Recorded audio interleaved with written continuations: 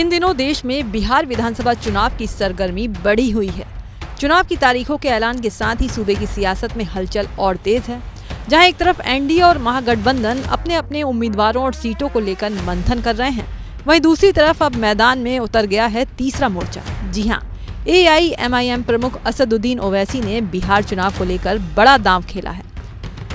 महागठबंधन से अलग राह पकड़ते हुए ओवैसी ने थर्ड फ्रंट यानी ग्रैंड डेमोक्रेटिक अलायंस GDA बनाने का ऐलान कर दिया है, जिसके तहत उनकी पार्टी यूपी के बड़े नेता स्वामी प्रसाद मौर्य की पार्टी के साथ मिलकर चुनाव लड़ेगी। पटना में AIMIM के प्रदेश अध्यक्ष अख्तरुल ईमान ने औपचारिक तौर पर नए गठबंधन की घोषणा की।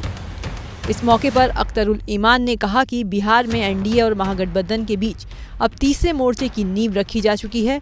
GDA में AIMIM के साथ स्वामी प्रसाद मौर्य की पार्टी अपनी जनता पार्टी भी शामिल हो चुकी है, लेकिन आने वाले दिनों में इस गठबंधन में और भी दलों को जोड़ा जा सकता है। ईमान ने दावा किया कि GDA 100 सीटों पर चुनाव लड़ने की तैयारी में है। इस दौरान उन्होंने ये भी बताया कि बिहार सरकार में पूर्व मंत्री जनसुराज के वरिष्ठ नेता रहे मोनाजिर हसन ने जनसुराज से इस्तीफा देकर AIMIM ज्वाइन कर ली है। थर्ड फ्रंट का हम लोगों ने नाम रखा है GDA, ग्रैंड डेमोक्रेटिक अलायंस, और हम खुशी के साथ आज हमारी है कि स्वामी प्रसाद मौर्य जी की अपनी जनता पार्टी, जिनके national vice president Shadab Khan साहब हैं और दिनेश कुशवाहा साहब उसके स्टेट प्रेसिडेंट हैं, आज हम लोगों ने मिलकर अपना अलायंस बनाया है। हमारी बात कई और लोगों से चल रही है। हम जल्द ही बड़े दायरे में अपने गठबंधन का ऐलान करेंगे। हमारे लिए दूसरी बड़ी खुशी की बात है कि बिहार में माइनॉरिटी के, दलितों के कद्दावर लीडर जनाब मोनाजिर हसन साहब, ex minister and x MP, वो आज हमारी पार्टी की सदस्यता ग्रहण की है और हम लोग इनको मुंगेर से अपना प्रत्याशी बनाने के लिए बैरिस्टर असदुद्दीन ओवैसी साहब को प्रस्ताव भी भेज रहे हैं। ये हमारे लिए शुभ संकेत है।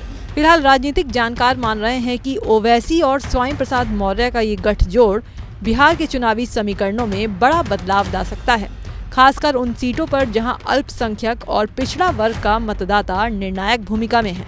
अब देखना दिलचस्प होगा कि एनडीए और महागठबंधन के बीच तीसरे मोर्चे का ये नया समीकरण बिहार की सियासी तस्वीर को कितना बदल पाता है।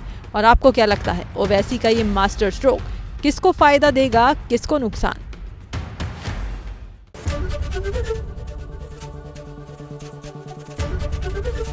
ABP गंगा, खबर आपकी, जुबान आपकी।